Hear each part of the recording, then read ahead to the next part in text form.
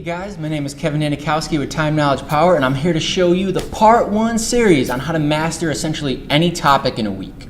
Now, this is very similar to the series on how to save up to 8 hours a day. There's going to be multiple parts to it because there are so many different ideas that you can use to master and obtain information and learn things and retain that information in a very short period of time. Just like there's a lot of techniques that you probably already use to save multiple hours in a day. So we're going to go over the first, essentially most important piece to mastering a topic in a week. To give you an example of how I've used this for myself, so just like sometimes with me using it, I was able to master on 14 different occasions a college course in a week and ace the final. And then I've also done it on some irrespective, so not in class work, which is, and by master in these regards, I'm talking to a level of what you're talking about. No one's going to think you're a fool in this category, or at least in the case of the classes, being able to ace the final, which is very helpful for a lot of students. But if you're not a student, then that's not going to be as helpful for you. So I was able to essentially, at least the understanding aspect of it, master real estate, social media marketing, and then some other different things by using the tip that I'm about to tell you. So the first most important key piece of information that you have to understand in order to learn any topic in a week or master any topic in a week is to find the best teacher possible. So one of the quickest courses I've been able to master has actually been immunology. So I mentioned this in another video, but I went out there and you got to spend at least 2 to 3 hours searching for the best class. Even if you think oh, this class looks amazing, spend the time, look for a better one. If you can find it, it's going to save you a lot of time, because when you find the best teacher, they're going to give you analogies that allow you to retain the information and keep it with you without having to study it. So you cut down on your study time. So that's one, right? It saves you time so you can master the topic a lot faster. Two is that those teachers keep you engaged. When they keep you engaged, they keep you wanting more, so you'll be able to more easily start to master other aspects of that topic when you do a Google search or whatever you're trying to find, or speak to someone about that topic, be it real estate, talking about the ARV, the liens on the property, et cetera, et cetera. So these different terms, it'll keep you engaged enough to be excited about it, and that'll help you learn even faster. Now on top of that, it's going to allow you to, imagine yourself in the scenario. So they've done multiple studies, and multiple studies showing that if you imagine doing some task versus actually going and doing it, and then you take those two groups, so there's one group that just imagine the task, there's one group that was actually doing it, free throws for instance, and then you take those groups and you have them actually shoot free throws, they're actually about the same expertise. And so what this shows you is that imagining going and doing something, or just thinking about a topic, or maybe even elaborating on that topic, that will get you to a new level of understanding that as soon as you go to experience and use that topic in your daily life, you're already going to be at a level of somebody that's been doing it for X amount of time.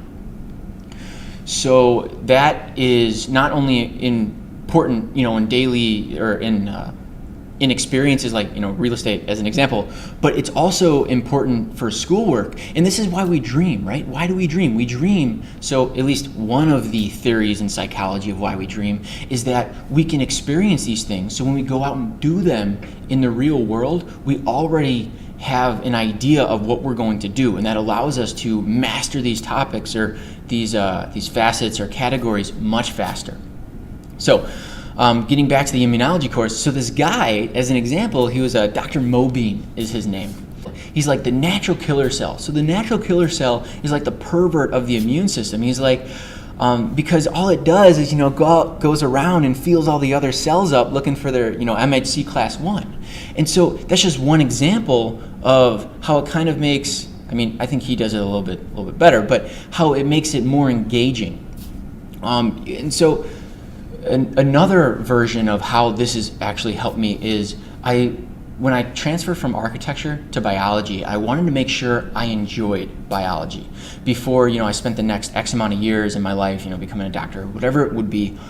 So what I did is I found the best course online, and most of these are actually free. YouTube has a lot of stuff, and so if you can find a series, that's perfect. But sometimes you're gonna have to pay for a course, like that real estate one, for example. You have to pay for it, or social media, or some type of marketing thing, or whatever it may be. You might have to pay for it. But if it's the best teacher out there, it's going to be worth the money, because it's going to save you time, and it's going to help you understand the little intricate pieces of that topic that you wouldn't have normally gotten had you had a bad teacher. But going back to the biology one, so I found this series by Eric Landers. Eric Landers is the head of the Human Genome Project, the head of the bio department at MIT and Harvard. And his series, even though it was like a decade old, was absolutely amazing. I did like almost no studying because he was so good at giving you examples and real life experiences that you didn't have to worry about going and studying that topic outside of the actual lecture. And when I say master a topic in a week, don't get me wrong, you're going to have to spend a lot of time watching lectures and doing work. It's not just like you just watch the lectures and there you go. But when you find the best teacher, the studying time that you have cuts down, I would say, to a quarter, if not even less. And the amount of homework you have to do, what's the point of homework? I mean, a lot of teachers like to give homework just, to give you more stuff to do so the teacher feels like, they're being productive. But in reality, it's mostly just a waste of time. And it helps you study the information, but if you had such a good teacher that you already mastered it by the time you walked out of the class, then guess what? There's no studying to do. You save time, you save work that you wouldn't have to normally do, and you save, if it's a real life example, you save F-ups when you actually get in the field. But this bio, so I was able to learn not just biology, but anatomy and physiology, biochemistry, microbiology, genetics, all these different classes in just this one class, because the teacher was so adept at being able to express these unique and interesting ideas that it kept you engaged, and it allowed you to stay so engaged that he was able to go into different topics.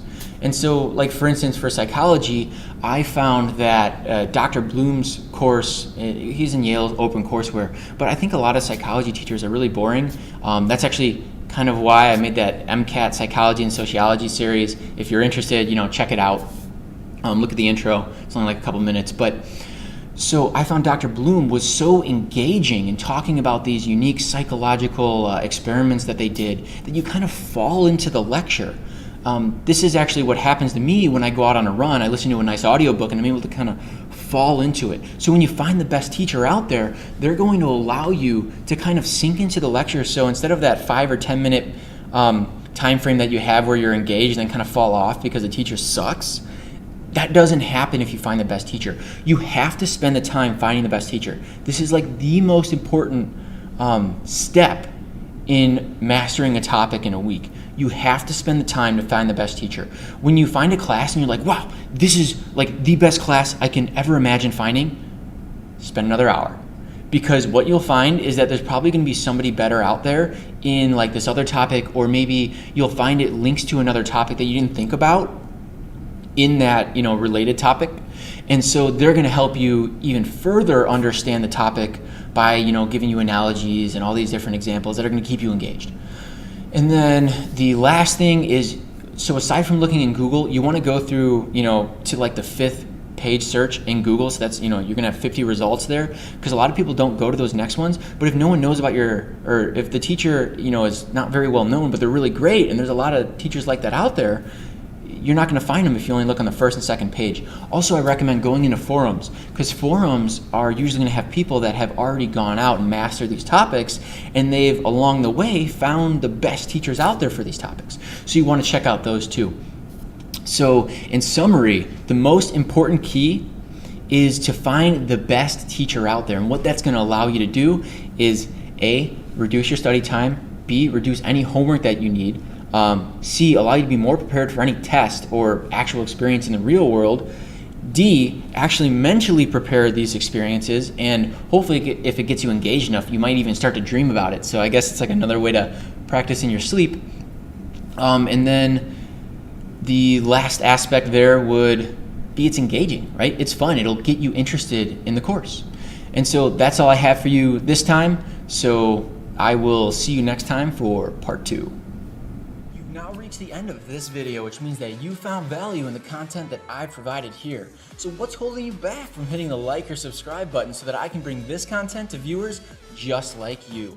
Did you know that when you like a video, it actually goes into a neat little playlist? Perfect for referencing information later on.